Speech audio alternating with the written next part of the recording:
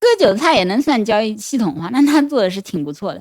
那这样的消息不光是一条垃圾消息，同样也是一条有毒消息流。晚上好，我是白露，今天我们聊交易中的心态。不知道你有没有发现，很多时候你在交易中的亏损并不是因为你看不懂盘面，而是因为你害怕错过。比方说一只股票或者一个币，本来你都没有打算买入但当有人在社交网络上开始晒出盈利，有人在群里开始喊上车的时候，你就会忍不住进场。那往往呢，你就会进在最高点，然后被套住。那这就是交易中的一个很常见的心态叫 FOMO。这是我们在交易中最大的敌人之一。那在今天的视频里呢，我会教你如何战胜这样的心态。那让我们开始吧。FOMO 英文全称是 Fear of Missing Out， 翻译过来就是害怕错过。也就是这一单你并不是因为看懂了交易逻辑而买入，而是承受不了自己在场外的焦虑情绪而买入。那你会以为你是在抓住机会，但实际上呢，只是一种情绪的追逐。而 FOMO 往往非常的昂贵因为这种情绪它通常不会在底部一个刚刚反转的时候出现，相反它出现的时候往往是价格最贵，情绪最高，风险也是最严重的时候。如果你买的时候靠的是冲动，那往往你卖的时候靠的也是恐慌。所以很多人经常有一种感觉，就是我一买它就跌，我一卖它就涨，是吧？我一买进去我就买在山顶了。那并不是市场在针对你，而是确实你的入场点太差了，对吧？你在帮别人接盘，帮助别人套现离场那在今天的视频里呢，我就会教大家2个方法来战胜 FOMO。那第一个方法叫做远离有毒消息流。先给大家介绍一个概念对于做市商而言呢，有一种叫有毒订单流。因为做市商是靠承接就是市场上的交易者发出的单子来赚钱的嘛，但是有这样一类单子他们接了根本就赢不了一点，因为这样的单子往往靠的是内幕或者是极快的新闻交易去做的，所以做市商叫他们有毒订单流。那对于我们散户而言同样有个概念叫有毒消息流。我给大家举个例子这是一张推特上的截图可以看到这位交易员1万U做了7天，目前翻了20倍。那接下来目标是100倍。那这样的消息我就称它为有毒的消息流。为什么？第一，它给你的大脑植入了一种危险的观念，就是交易里你是奔着翻20倍甚至2周翻100倍来的，是吧？如果他能一直这么做到，那巴菲特都得叫他哥，马斯克都得把他的世界首富让给他，对不对？我并不怀疑这位交易员可以做到这样的事情，但是他没有告诉你他之前失败了多少次，他挨了多少打，他是一句不提。第二，他没有告诉你的是他作为一个15万粉的大博主只要他把自己刚入场的单子发在这个推上或者群里马上就会有很多新长出来的韭菜去跟单。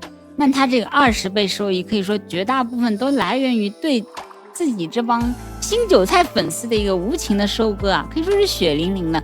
他并不是自己通过怎样的一个特别的一个交易系统来在与庄家的博弈中获得胜利，而是单纯的就靠收割这些跟单的粉丝。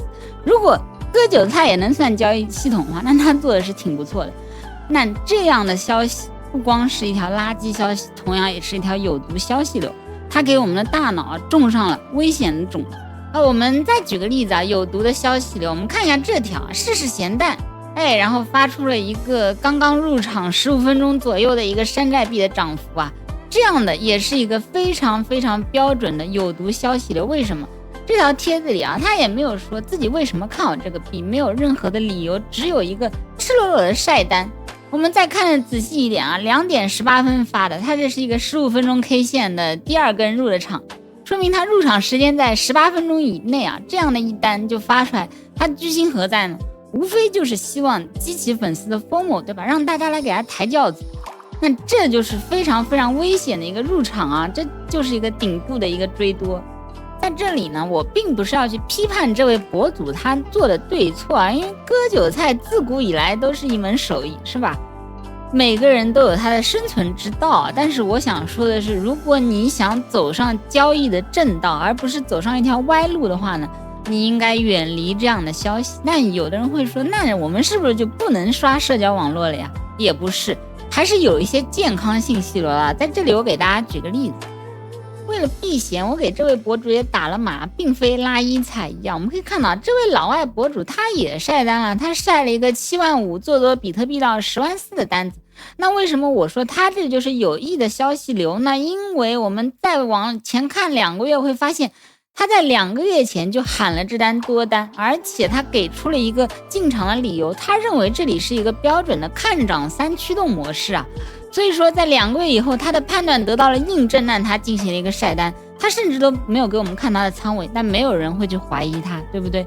那这样就是一个有意的信息流啊。我理解很多新手朋友他是真的不知道怎么去开单，他是真的需要去看别人是怎么想的。那越是这种情况下，你越是需要排除掉有毒的消息流，留下有益的，这是我们战胜 FOMO 的第一步。那我们接下来讲第二步。首先在开单前啊，问你自己，我为什么要在这里开单？要求自己给出2到3个回答，然后看你的回答到底是这里跟我的交易系统有共振，所以我要入场，还是说我觉得这里好像要跌了，我觉得这里多头要发力了，所以我开单，还是说隔壁小鹿在这边做多了，我要跟一手，还是说受不了了啦，多进去死了算了。相信我，当你听到自己的回答的时候，你就会明白你这里有没有 FOMO， 你这一单到底该不该开。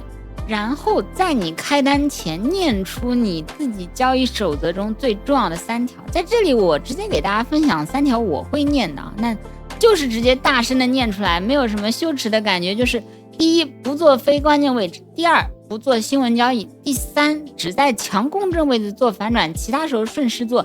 这是我日积月累总结下来的，我每周会花1天啊去分析复盘自己在这一周和这1个月的交易，然后把自己没有做好的地方记下来。那久而久之，我的错题集就变得很长。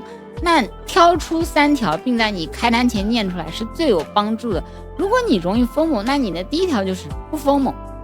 但如果你需要交易日记来帮助你总结的话呢，这里非广告，我给大家推荐3个第一是 CMM， 第二个是 Trezilla， 第三个是 TraderViz。 目前我自己用的是 Trezilla， 我觉得还挺好用的。那用这些去总结，并且念出前3条也是非常有帮助的。其实呢，时至今日我自己也在跟 FOMO 战斗中说实话，我觉得我们亚洲人就是容易比别人 FOMO可能真的是我们太想赢了导致的。那这就是我今天分享的内容希望能够帮到大家来战胜这个心魔。